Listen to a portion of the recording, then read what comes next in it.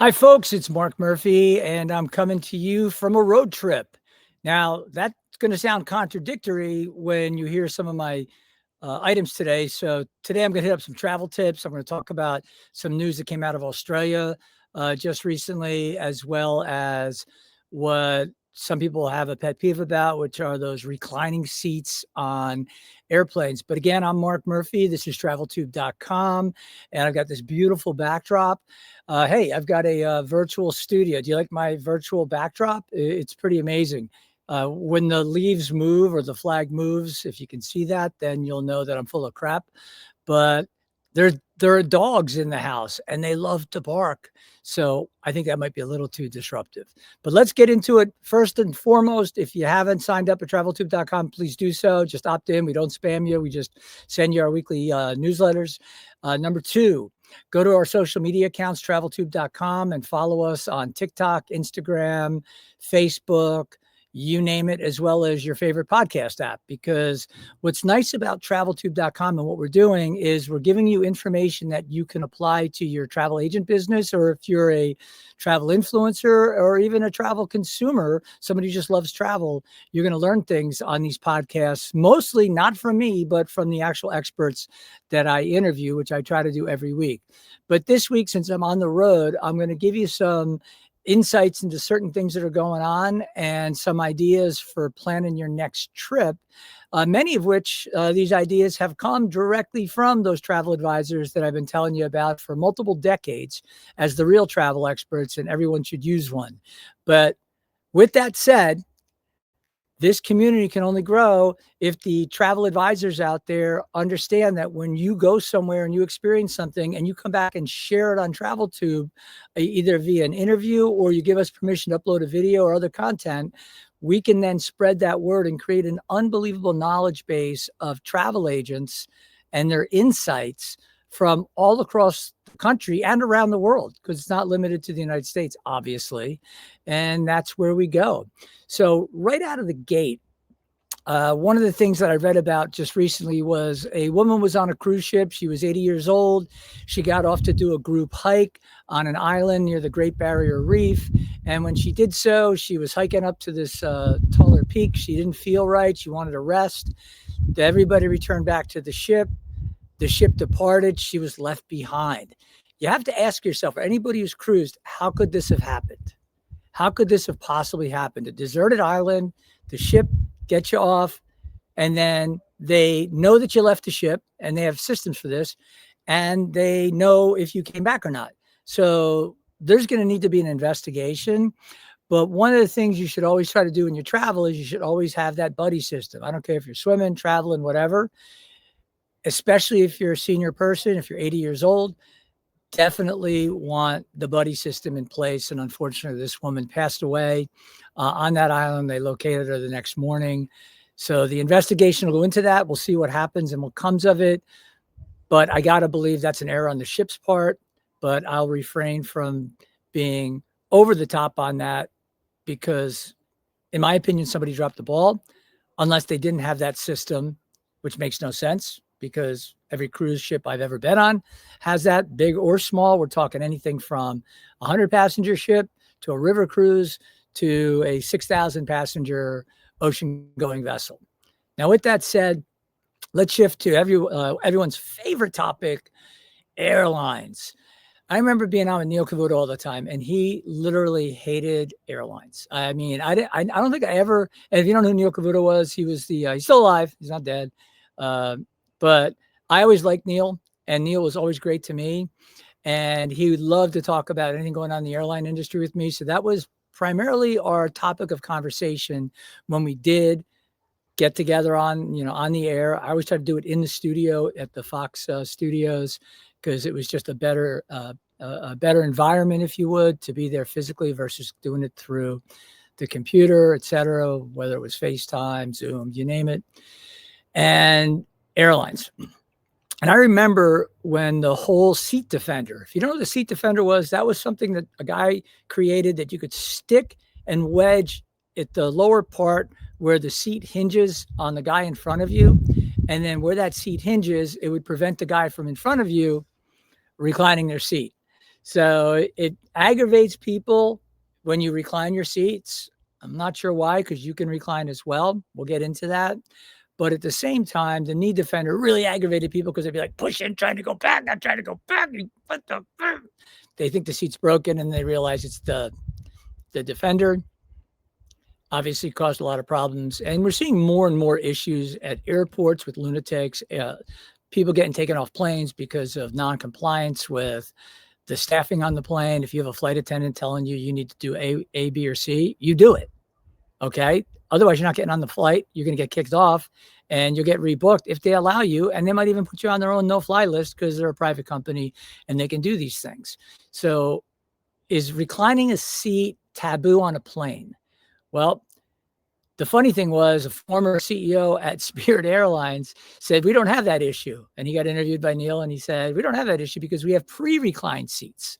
Pre-reclined seats. I thought that was funny. Basically, the seats don't move, okay? They're not pre-reclined. They just suck.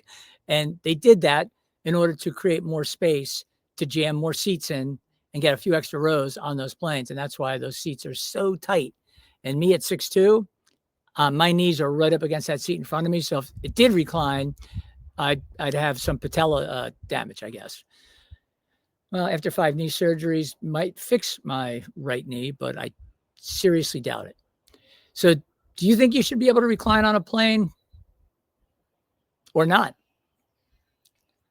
Here's the key question. If you're on a plane and you just slam your seat back, are you the a-hole or not? No, you're the a-hole. If you're on your plane and you just go boom and slam back, that's not polite. That's not good etiquette. So the next time you want to recline, take a look behind you and see if the guy behind you has got a laptop open because it could break his laptop. See if he's got a hot coffee sitting there. He's trying to eat food and communicate with him. Because what will happen is if the seats are like this and you recline, it's like this. But if he reclines, it's all the same, right? If you're listening to this on a podcast, on Apple or whatever, what I'm showing you is they go in unison. But if one is down and the one behind him is up, it's going to be really tight. So either everybody's got to recline or you got to have a circus midget behind you. I don't know. I mean, is that offensive? Can you say circus midget? Yeah, you can. At least I can because I don't care.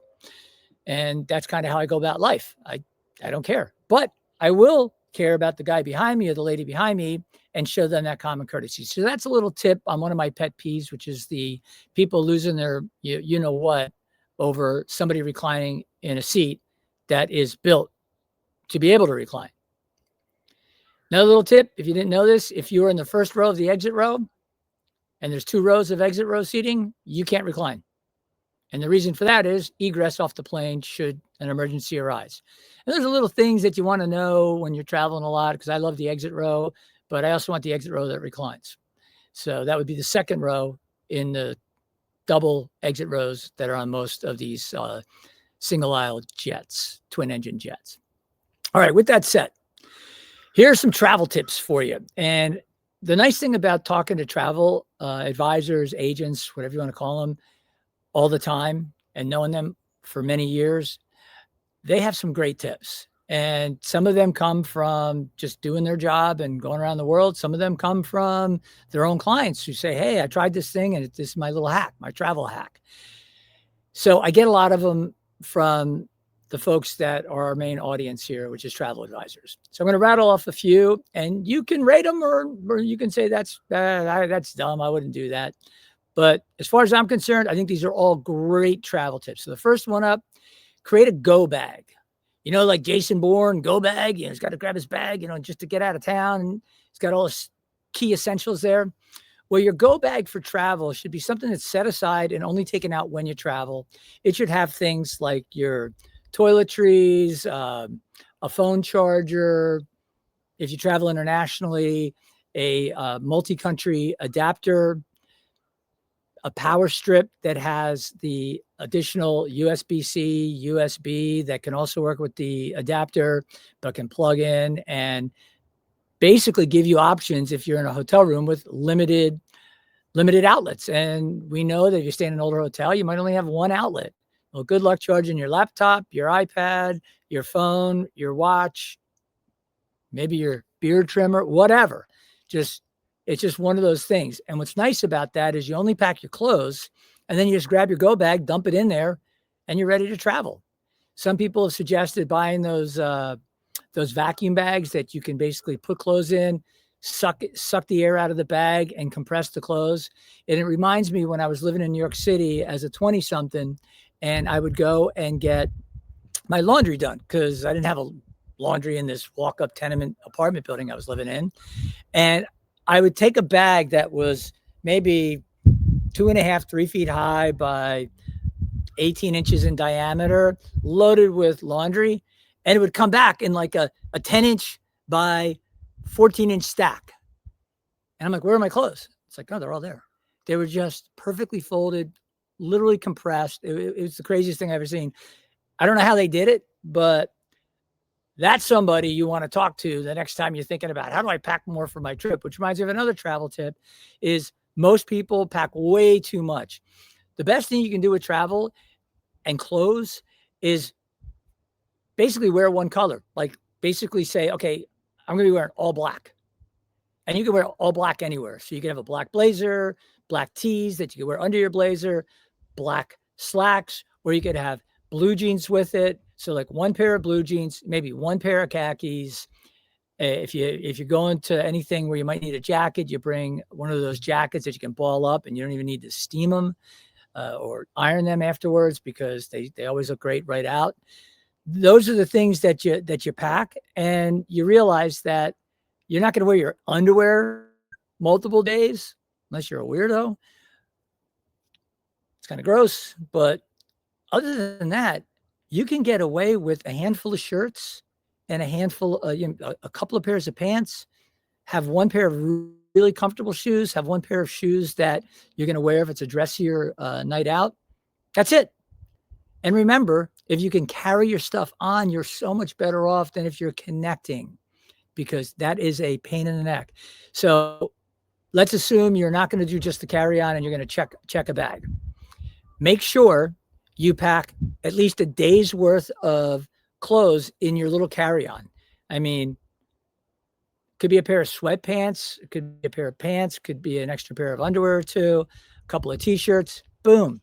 If your clothes don't show up, especially if you're on a connecting flight and it gets delayed and the bags don't make the connection, but you do, you could be waiting for 24, 36, 72 hours. I remember flying to Nicaragua. My luggage got lost.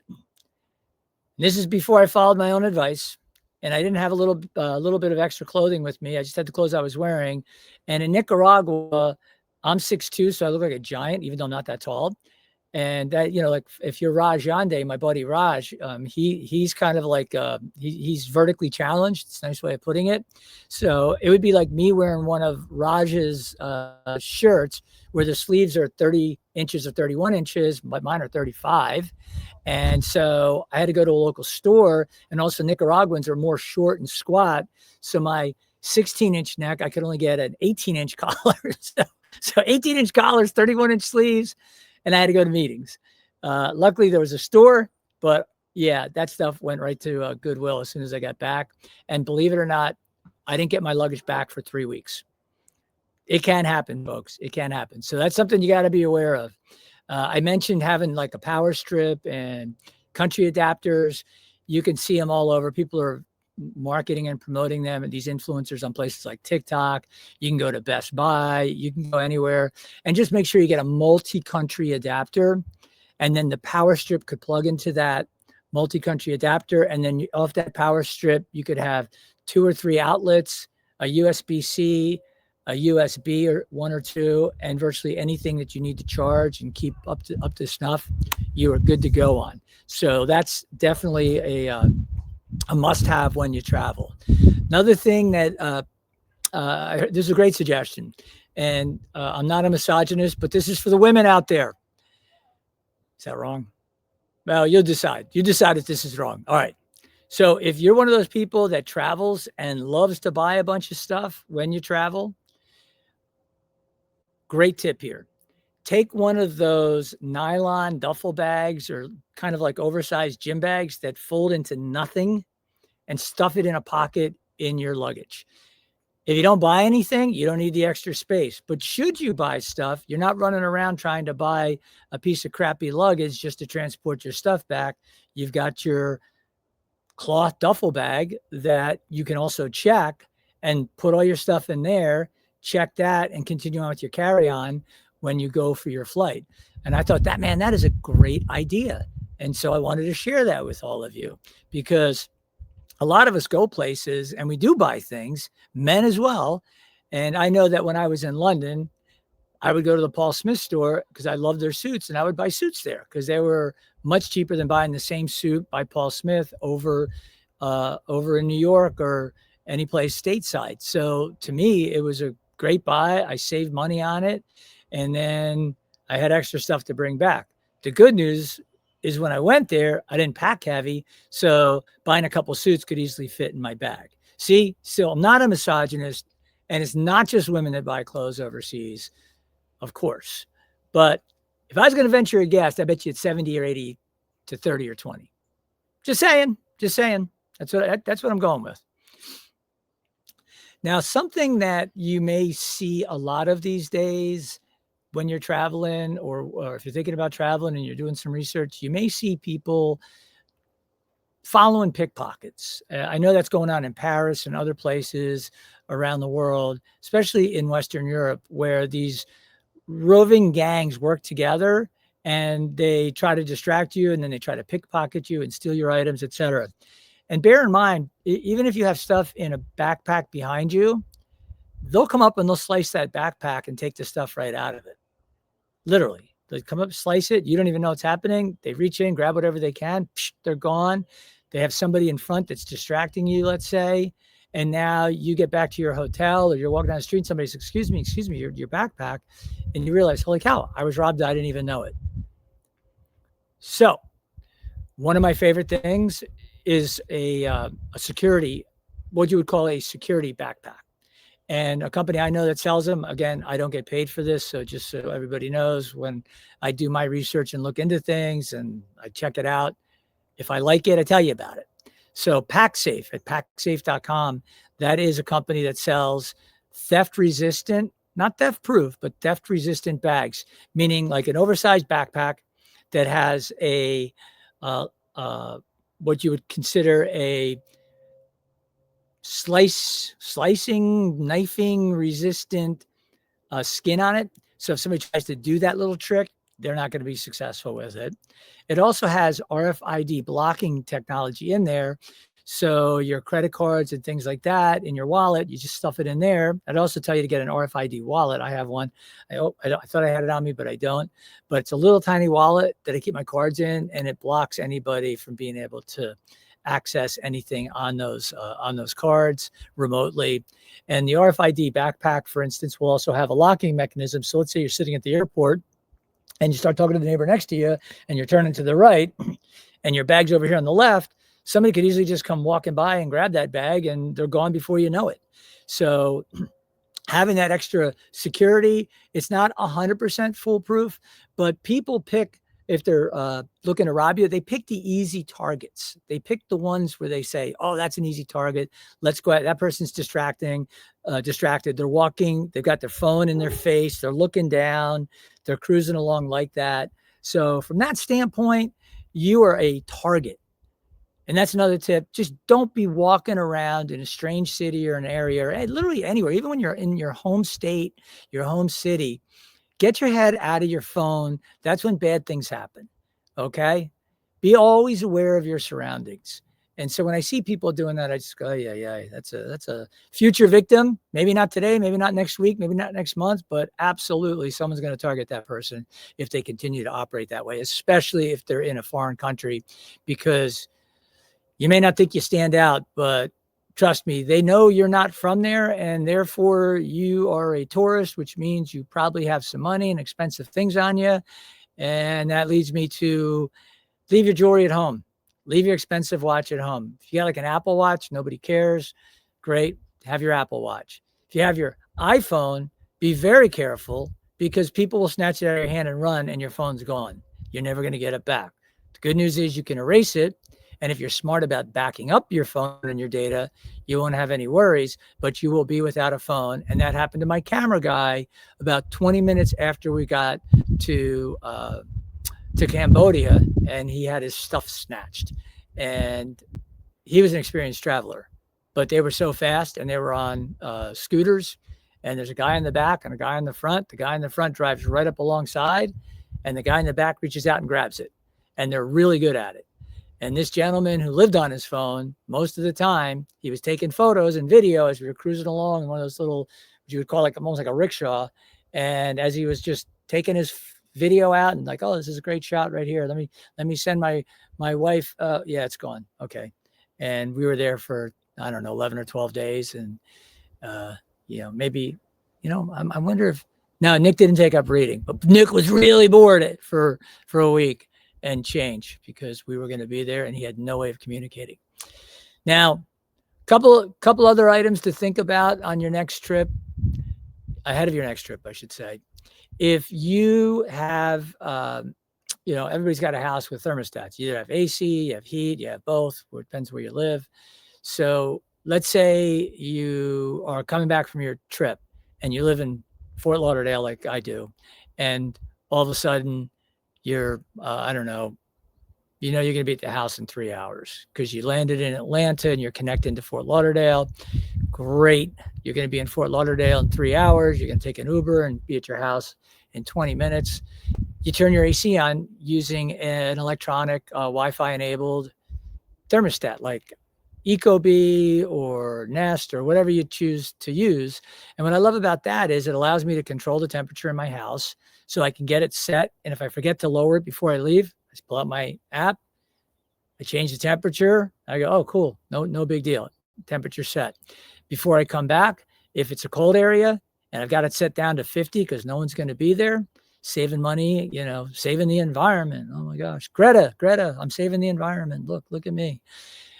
Now I was just saving money, but anyway, what I do is lower that thermostat to a reasonable level. Don't keep it at 75 or 80 or whatever you lunatics want it at. And then before you get back, just crank it up. 2 hours, they'll be back to 70, 72 degrees, whatever your comfort level is. And you walk into a house and you're not going, oh my God, I'm freezing. Turn the heat on. Or, oh my God, I'm dying. It's 100 degrees in here.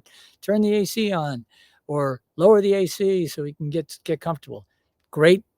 They're great little items. They are very cheap to buy these days relatively, and anybody can install one. They're very easy to install. Even this Luddite could do it. And I'd encourage you to give that a shot. And then the last thing I think that's really important, we all love to share our travel experiences. I'm no different. I've done that myself. In fact, I'm sitting here. This is definitely not Fort Lauderdale. So I'm not at my house right now. Interesting. So why would I say this? Well, I don't really have a choice about the background. I've got to get this podcast in. So what I'll tell you is, yeah, I'm on my way to Fort Lauderdale. If you're thinking about robbing my house, my neighbors all around me, they all have guns.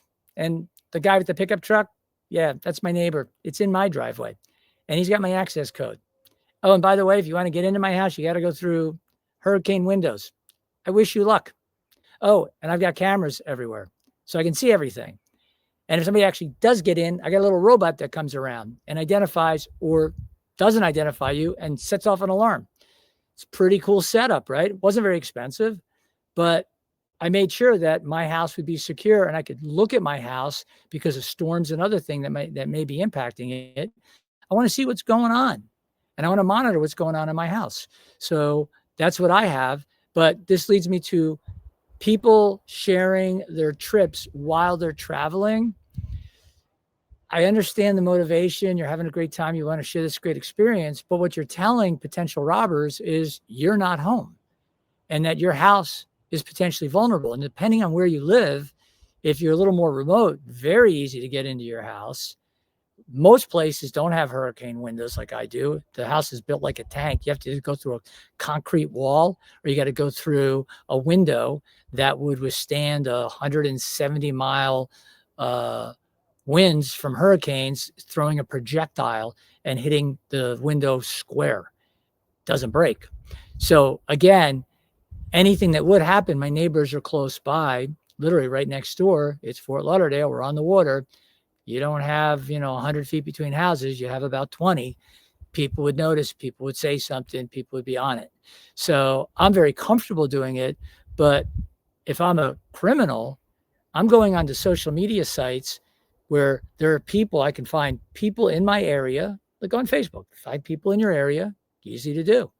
And you can go down and see who's there. And you can say, oh, well, I add that guy as a friend. Maybe, maybe not. But, oh, look, I can see part of his profile. Oh, look, he's in Italy right now, or it appears to be. Now, let me do a reverse look. Let me try to figure out where this guy actually lives in this neighborhood.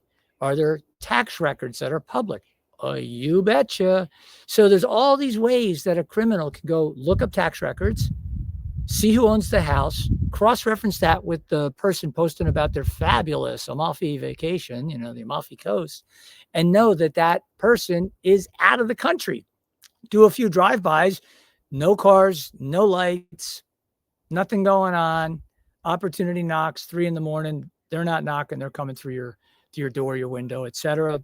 And the reality is, even if you have a burglar alarm, all it does is get them to exit within 3 or 4 minutes.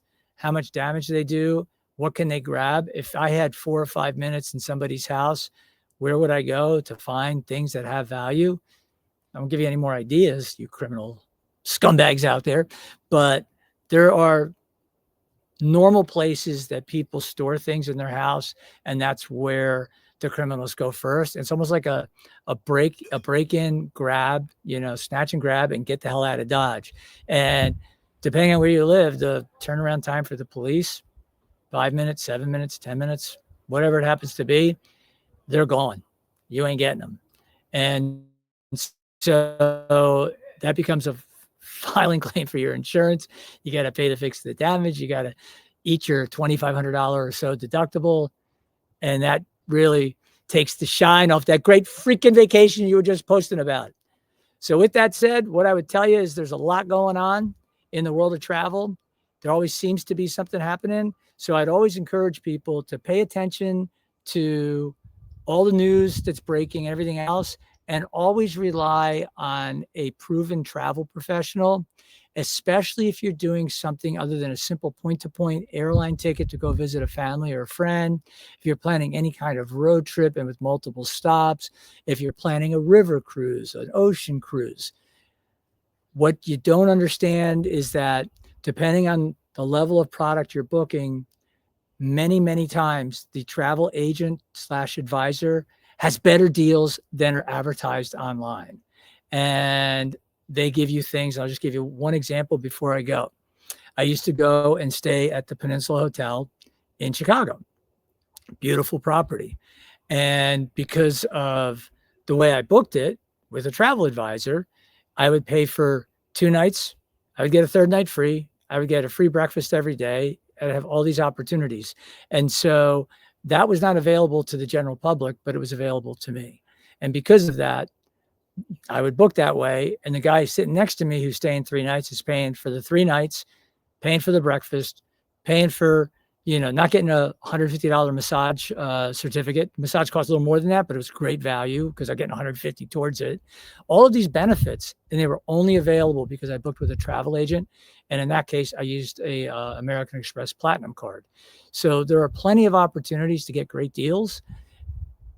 The best deals typically come from travel advisors. Now, with that said, to you travel advisors that have listened to the end, I hope you have, and I hope you can share some of these great experiences out there. Remember, the whole concept of TravelTube is to aggregate the collective knowledge of all of you folks and bring it together in a single place so that when you go and check out a property in the Caribbean and somebody's in Hawaii, I can bring those perspectives together for all of you in a single place. That's the mission behind TravelTube.com. Remember, sign up at the site, follow us on social media, look for the cool retro logo. You see the retro logo? Yeah, that's us. There are people that have traveltube.co, traveltube.whatever, and traveltube_ whatever. Look for the logo. The logo will tell you you are on the right platform, following the right account, etc. And then you can see me because I'll be there. All right. Until next time, thanks for watching. Thanks for listening. And remember, instead of the old days of media where you had to consume it sitting at a desktop because it was a webinar or whatever as a travel agent, you can consume this content in your car, on your walk, at the gym, anywhere you want, because it's literally everywhere. Thanks again. Appreciate your support.